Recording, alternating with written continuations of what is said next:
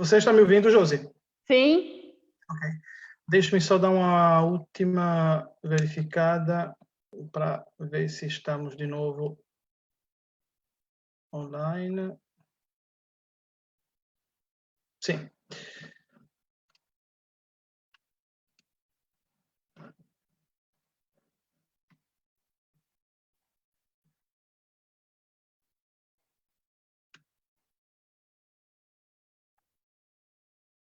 Ok. Bom, desculpem, aliás, nos desculpem, mas a conexão aqui, enfim, eu estou na Itália, Josiane está no Brasil, enfim, e esse é um período no qual todo mundo está conectado, então isso é normal. Josi, voltando sempre ao discurso que estávamos fazendo da figura do árbitro. Já aconteceu contigo de tomar uma decisão de uma bola duvidosa e a tua decisão era contrária ao segundo juiz, ao segundo árbitro e também aos fiscais de linha? Olha, já aconteceu já, mas quando aconteceu, eu tinha convicção de estar marcando o que realmente eu tinha visto, né? Mas em nenhum momento, assim, a gente trabalha em equipe, né? Eu acho que cada um está ali para fazer o seu melhor, né? A gente espera que faça, então todo mundo está empenhado ali e no jogo. Então a gente espera que não aconteça. Mas se aconteceu, o primeiro árbitro tem que estar preparado para tomar essa decisão, né? Porque você não pode prejudicar a partida por um colega talvez tenha se equivocado, né? Então você tem que salvar a partida e ser justo com a equipe, com as equipes, né? Josi, é possível viver como árbitro no Brasil, árbitro de voleibol? Olha, eu tenho colegas que vivem, sim, somente da arbitragem. É bem difícil, porque não é todo o período anual que tem competições, né? E você depende de uma escala de um superior. Então, não é garantia de você estar escalado todo final de semana ou todos os jogos. Então, depende do seu trabalho, depende do seu supervisor, que ele almeja, que ele acha que você pode estar trabalhando até o seu limite, né? Tem jogos mais difíceis, tem jogos mais tranquilos, então isso tudo é anotado por quem faz a escala. Então, assim, eu acho complicado viver só de arbitragem. Eu tenho empregos paralelos porque eu fico preocupada se eu não for escalada, eu não vou ficar pedindo escala. Então, eu tenho meu trabalho paralelo, faço ele, e a arbitragem, para mim, é um adicional. Ok. Josi, nessa última Superliga,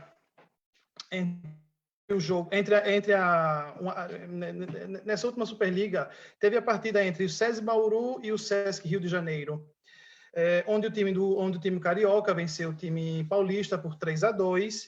E no final do jogo, a levantadora da seleção brasileira, né, a Dani Lins, ela deu uma entrevista no Sport TV, lamentando o fato que o Bernardinho e a sua comissão técnica influenciam o resultado do jogo. Tu achas que isso realmente acontece? Ou ela deu ela falou de modo equivocado? Então, óbvio que as figuras do Bernardinho quanto do Zé Roberto, que são os técnicos das seleções brasileiras, foram, né? O Bernardinho foi, o Zé Roberto está ainda. Eles são figuras de muito respeito, né? Óbvio que eles têm uma influência um pouquinho maior, né, em termos de postura, né? Alguns árbitros vão até com medo de se equivocar com algum desses técnicos. Mas eu acho que, ao mesmo tempo que eles querem intimidar, o árbitro também tem a consciência e tem que ter a calma de discernir todos os lances.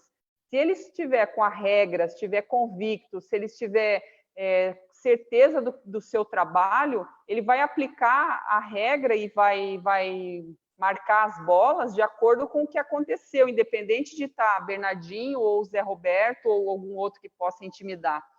Eu não acredito que algum árbitro vá favorecer. Isso em nenhum momento, nem sonho ou cogito que isso possa acontecer, de algum árbitro ir para uma partida para poder favorecer um ou outro, porque isso não acontece. O árbitro vai para fazer o seu melhor jogo, imparcial. O melhor árbitro é aquele que sai, que ninguém sabe nem quem foi que apitou, né? Então, eu acho que essa parte aí, cabe a eles, até treinadores, darem melhores exemplos, né? De como não se comportar perante os árbitros, né? Que às vezes eles se excedem um pouco, né? E acabam intimidando de alguma forma, mas o bom árbitro, aquele que está consciente, tira isso de letra e não leva em consideração, não. Josi, você tem alguma referência na arbitragem a nível mundial? Tem algum árbitro mundial, estrangeiro, que, enfim, para ti é uma referência? Eu gosto de uma árbitra, eu sei o nome dela, ela está sempre fazendo jogos mundiais, na Liga Mundial. Ela é uma árbitra muito calma, muito consciente. A Susana Gomes, eu acho. Eu não lembro se ela é alemã, mas ela é muito boa. Eu gosto muito do jeito dela trabalhar, de aplicar uma penalidade. Ela tem muita calma, ela tem muita serenidade nas marcações. Eu acho que eu me espelho bastante nela, né? Enfim, os últimos jogos internacionais que eu me lembro, ou melhor, eu me lembro da Susana Alves, ou Susana Gomes, eu acho, que é espanhola, tem uma chinesa... ela mesmo, ela é espanhola, isso mesmo. Aí eu achei que ela era italiana, mas não, ela é espanhola. Isso aí, você acertou. Josi, tu ainda jogas? Eu jogo, mas é muito pouquinho. Eu jogo Master, né? Principalmente um campeonato que tem todo ano em Santos, no mês de abril. Esse ano, infelizmente, não tivemos. Mas eu gosto muito de jogar essa competição, porque a gente revê os amigos, se diverte, dá risada. É muito gostoso lá essa competição em Santos. Eu vou todos os anos, né? Geralmente eu ia pelo Paulistano, que é uma equipe de São Paulo. A gente reunia umas ex-amigas e disputar. Nessas últimas edições eu tenho participado pelo time de Goiás, que é a ABB de Goiás. Eu tenho participado com elas também, um grupo maravilhoso, meninas sensacionais. Mas é isso, a gente vai para se divertir, né? É uma espécie de campeonato brasileiro? Nada disso, a gente vai para fazer o nosso melhor se divertindo. É uma espécie de campeonato brasileiro? Isso, é um campeonato brasileiro. É parecido com Saquarema, né? Só que Saquarema tem mais equipes, né? E envolve mais ginásios e tal. Mas lá em Santos é como se fosse um campeonato brasileiro do Master. Sim. Josi, e essa questão do vôlei sentado? Como foi que surgiu Como foi essa aproximação contigo? Eu sei que tu trabalhaste nas Paralimpíadas do Rio. Enfim, como foi que surgiu essa oportunidade? Então, o vôlei sentado, eu não conhecia a modalidade, nunca tinha visto um jogo de perto. Aí eu estou em casa um dia e vem uma mensagem no Messenger de uma atleta, que eu não sabia que era do voleibol sentado, a Gisele. Aí ela falou para mim que ela gostava de mim, que me acompanhava, que era minha fã, papapá, mas em nenhum momento ela falou que ela era atleta. E aí a gente conversou vários dias, né? Trocamos bastante ideia, né? Eu perguntei dela e tal, e ela foi me falando que ela jogava vôlei sentado, mas eu não imaginava que era na seleção brasileira, né? Que ao mesmo tempo que ela falava, eu não sabia o que era. Um dia que ela falou assim, olha, a gente vai ter uns treinos aqui, não? Você não quer vir? Eu falei, eu vou sim. É na seleção brasileira. Eu falei, opa, então eu vou, né? Lógico, acompanhar, ver vocês e tal.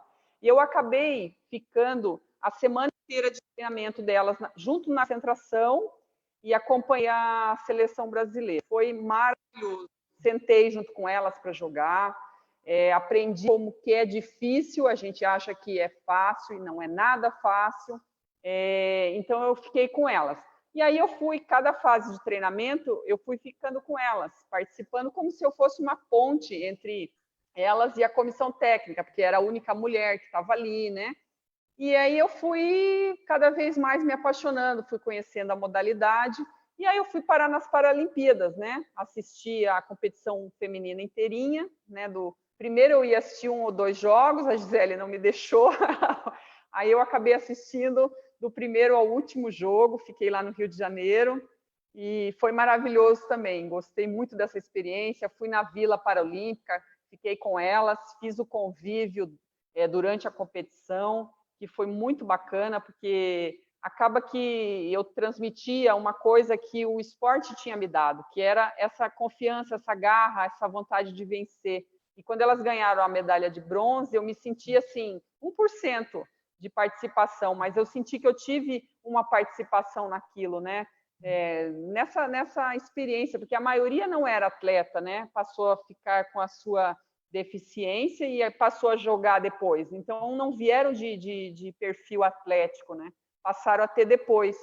E aí eu passei tudo isso para elas. Foi muito, muito legal. Eu acompanho até hoje em dia. Eu sou árbitro também de voleibol sentado, então eu as acompanho também ainda em competições.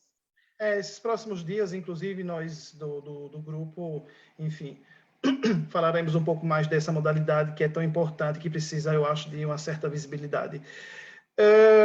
Inclusive, uma colega tua, uma árbitra, a Débora, trabalhou também. Débora, a carioca. Sim.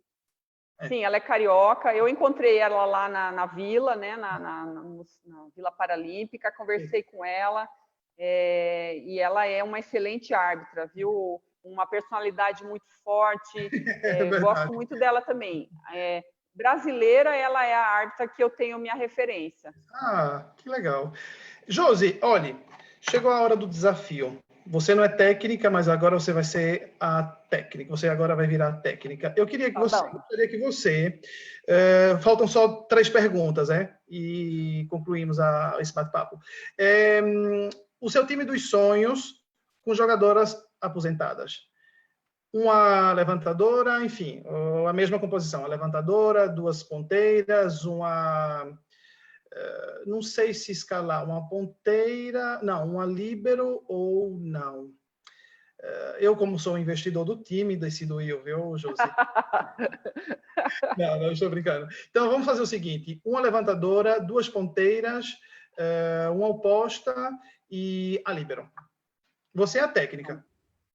Tá, difícil, né? De todos os tempos, jogadoras de todos os tempos. Brasileiras. Só brasileiras. Tá. Então, Fernanda Sheila. Ok. Thaísa e Carol Gataz. Ok. Ana Moser. Não, espere. Mais jogadoras já aposentadas. Thaísa e Sheila estão jogando. Thaísa, Sheila, Carol. Ah, você quer. Ah, tá. Então, aposentadas. Então, vamos lá. Fernanda Marciafu. Ok.